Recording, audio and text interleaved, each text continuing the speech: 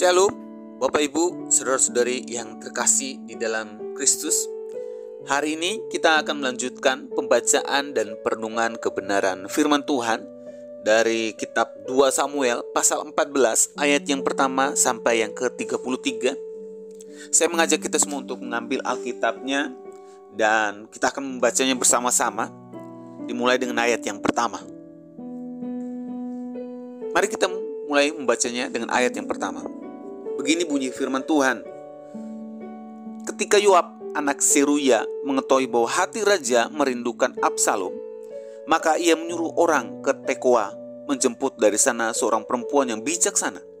Lalu ia berkata kepada perempuan itu, "Berlakulah pura-pura berkabung dan pakailah pakaian berkabung. Janganlah berurap dengan minyak, dan berlakulah seperti seorang perempuan yang telah lama berkabung karena seorang mati." Kemudian masuklah menghadap raja dan berbicaralah kepadanya seperti ini. Lalu Yoab menaruh perkataannya ke dalam mulut perempuan itu. Ketika perempuan Tekoa itu masuk menghadap raja, sujudlah ia dengan mukanya ke tanah dan menyembah sambil berkata, "Tolonglah ya tuanku raja." Raja bertanya kepadanya, "Ada apa?" Jawabnya, "Aku ini seorang janda, sebab suamiku sudah mati. Hambamu ini mempunyai 2 orang anak laki-laki. Mereka berkelahi di padang, dan karena tidak ada yang memisahkan, maka yang satu memukul yang lain dan membunuh dia. Dan sekarang seluruh kaum keluarga bangkit melawan hambamu ini, dan mereka berkata, 'Serahkanlah orang yang membunuh saudaranya itu, supaya kami menghukum dia mati ganti nyawa saudaranya yang telah dibunuhnya itu, dan supaya kami memunahkan juga ahli waris itu. Mereka hendak memusnahkan keturunanku yang masih tersisa itu, dengan tidak meninggalkan nama atau keturunan bagi suamiku di muka bumi.' Lalu berbicaralah raja kepada perempuan itu, 'Pulanglah ke rumahmu. Mengenai engkau akan kuberi perintah.' Perempuan Tekoa itu berkata kepada raja, 'Aku dan keluargaku akan menanggung kesalahan itu, ya tuanku raja.' Tapi raja dan tahtanya tak bersalah. Lalu berkatalah raja, 'Jika ada orang mengatakan apa-apa lagi terhadap engkau, bawalah orang itu menghadap aku, maka ia tidak akan mengusik engkau lagi.'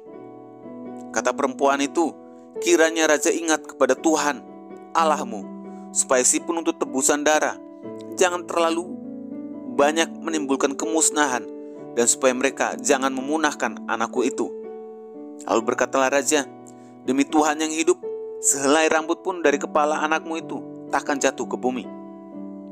Kemudian berkatalah perempuan itu, 'Izinkanlah hambamu ini berkata sepatah kata lagi kepada tuanku raja.' Jawabnya, 'Katakanlah.' Berkatalah perempuan itu, 'Mengapa raja merancang hal yang demikian terhadap umat Allah? Oleh karena tuanku mengucapkan perkataan ini, maka tuanku sendirilah yang bersalah dengan tidak mengizinkan pulang orang yang telah dibuangnya. Sebab kita pasti mati. Kita seperti air yang tercurah ke bumi yang tidak terkumpulkan. Tetapi Allah tidak mengambil nyawa orang, melainkan ia merancang supaya seorang yang terbuang jangan tinggal terbuang daripadanya. Maka sekarang aku datang mengatakan perkataan ini kepada tuanku raja, karena orang banyak itu telah menakut-nakuti aku. Sebab itu pikir hambamu ini, baiklah aku berbicara dahulu dengan raja. Mungkin raja mengabulkan permohonan hambanya ini. Sebab raja akan mendengarkan aku dan akan melepaskan hambanya ini dari tangan orang yang hendak memunahkan aku dan anakku bersama-sama dari milik pusaka Allah. Juga hambamu ini berpikir perkataan tuanku raja tentulah akan menenangkan hati. Sebab seperti malaikat Allah, demikianlah tuanku raja yang dapat membeda-bedakan apa yang baik dan jahat. Dan Tuhan Allahmu kiranya menyertai tuanku.' Lalu raja menjawab, katanya kepada perempuan itu, 'Baiklah, jangan sembunyikan kepadaku apa yang hendak kutanyakan kepadamu.' Kata perempuan itu, 'Berkatalah kiranya tuanku raja.' Kemudian bertanyalah raja, 'Adakah Yoab campur tangan dengan engkau dalam semuanya ini?' Perempuan itu menjawab, 'Demi hidupmu tuanku raja, tidaklah mungkin untuk menyimpang ke kanan atau ke kiri dari segala yang tuanku raja katakan. Sungguhnya hambamu Yoab yang memerintahkan daku. Dialah yang menaruh ke dalam mulut hambamu segala perkataan ini. Dengan maksud untuk mengubah rupa perkara itu, maka hambamu Yoab melakukan perkara ini. Tapi tuanku bijaksana sama seperti malaikat Allah, sehingga mengetahui semua yang terjadi di bumi.' Sudah itu berkatalah raja kepada Yoab, Baik, kukabulkan permohonanmu ini. Pergilah, bawalah kembali orang muda Absalom itu. Lalu sujudlah Yoab dengan mukanya ke tanah dan menyembah sambil memohon berkat bagi raja. Dan Yoab berkata, pada hari ini hambamu mengetahui bahwa tuanku raja suka kepada hamba, karena tuanku telah mengabulkan permohonan hambamu ini. Lalu bangunlah Yoab, ia pergi ke Gezur dan membawa Absalom ke Yerusalem. Tapi berkatalah raja, ia harus pergi ke rumahnya sendiri, jangan ia datang ke hadapanku. Jadi pergilah Absalom ke rumahnya sendiri dan tidak datang ke hadapan raja. Di seluruh Israel tidak ada yang begitu banyak dipuji kecantikannya seperti Absalom. Dari telapak kakinya sampai ujung kepalanya tidak ada cacat padanya. Apabila mencukur rambutnya, pada akhir tiap-tiap tahun ia mencukurnya karena menjadi terlalu berat baginya. Maka ditimbangnya rambutnya itu 200 sikal beratnya, menurut batu timbangan raja. Bagi Absalom lahir 3 orang anak laki-laki dan seorang anak perempuan yang bernama Tamar. Ia seorang perempuan yang cantik. Setelah Absalom diam di Yerusalem genap 2 tahun lamanya dengan tidak datang ke hadapan raja, maka Absalom menyuruh memanggil Yoab untuk diutus kepada raja. Tapi ia tidak mau datang kepadanya. Kemudian disuruhnya memanggil dia lagi untuk kedua kalinya, tetapi ia tidak mau datang. Lalu berkatalah ia kepada hamba-hambanya, lihat, ladang Yoab ada di sisi ladangku dan di sana ada jelainya. Pergilah, bakarlah itu. Maka hamba-hamba Absalom membakar ladang itu. Lalu Yoab pergi mendapatkan Absalom ke rumahnya dan bertanya kepadanya, mengapa hamba-hambamu membakar ladang kepunyaanku itu? Jawab Absalom kepada Yoab, ya, aku telah menyuruh orang kepadamu mengatakan, datanglah kemari, supaya aku mengutus engkau kepada raja untuk mengatakan, apa gunanya aku datang dari Gesur? Lebih baik aku masih tinggal di sana. Maka sekarang aku mau datang ke hadapan raja. Jika aku bersalah, biarlah ia menghukum aku mati. Kemudian masuklah Yoab menghadap raja dan beritahukan hal itu kepadanya. Raja memanggil Absalom dan ia masuk menghadap raja, lalu sujud ke hadapan raja dengan mukanya ke tanah. Lalu raja mencium Absalom. Bapak, Ibu, saudara-saudari yang terkasih di dalam Tuhan, melalui pembacaan dan perenungan firman Tuhan hari ini, kita dapat belajar bersama-sama tentang pulihnya sebuah hubungan keluarga antara seorang ayah dan anak. Harus kita akui bahwa hidup di dalam keluarga, realitanya memang tidak seindah menonton drama yang romantis. Di dalam setiap keluarga punya masalahnya masing-masing. Setiap anggota keluarga pasti pernah mengalami hubungan yang harmonis maupun yang tidak harmonis dengan sesama anggota keluarga. Namun yang terpenting dari semuanya itu, terlepas dari setiap masalah yang ada di dalam keluarga, kita diajar oleh firman Tuhan hari ini untuk mengampuni atau memaafkan kepada sesama anggota keluarga kita. Besar, kecilnya perbuatannya terhadap kita, yang sulit dan sukar untuk kita lupakan karena perbuatannya sudah sangat-sangat keterlaluan, kita tetap diajar oleh firman Tuhan dengan situasi dan kondisi yang seperti ini agar tetap memaafkan atau mengampuni.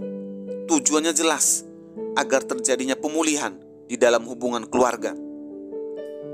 Apa yang dilakukan Daud sebagai seorang ayah yang mengampuni atau memaafkan seorang Absalom, anaknya, yang diprakarsai oleh Yoab, memang bukanlah keputusan yang mudah. Karena memang mengingat perbuatan Absalom yang membunuh saudaranya sendiri. Namun keputusan Daud yang mengampuni Absalom dan menerimanya kembali menjadi anggota keluarga dengan tulus, seharusnya menjadi teladan bagi kita, keluarga Kristen di zaman ini. Seburuk apapun, sejahat apapun, kesal, benci, dan semarah apapun kita terhadap sesama anggota keluarga kita karena perbuatannya, hari ini kita belajar dari Daud untuk memaafkan, mengampuni, dan menerimanya kembali apa adanya. Memang untuk mengampuni bukan perkara yang mudah. Semuanya butuh waktu, butuh proses, butuh kesiapan hati dan mental untuk memulihkan hati yang terluka. 2 Samuel pasal 14 mencatat Daud butuh waktu 3 tahun untuk menerima dengan setengah hati kembalinya Absalom ke rumahnya di Yerusalem, dan butuh waktu 2 tahun untuk mengampuni dan menerima Absalom dengan secara tulus. Jadi total Daud butuh waktu 5 tahun untuk mengampuni dan menerima anaknya kembali dengan tulus, sehingga terjadi pemulihan dan pendamaian hubungan keluarga antara ayah dan anak. Dari sini kita dapat belajar bahwa memang mengampuni dan memaafkan itu bukanlah perkara yang mudah. Semuanya butuh waktu, butuh proses, butuh kesiapan hati dan mental untuk memulihkan hati yang terluka.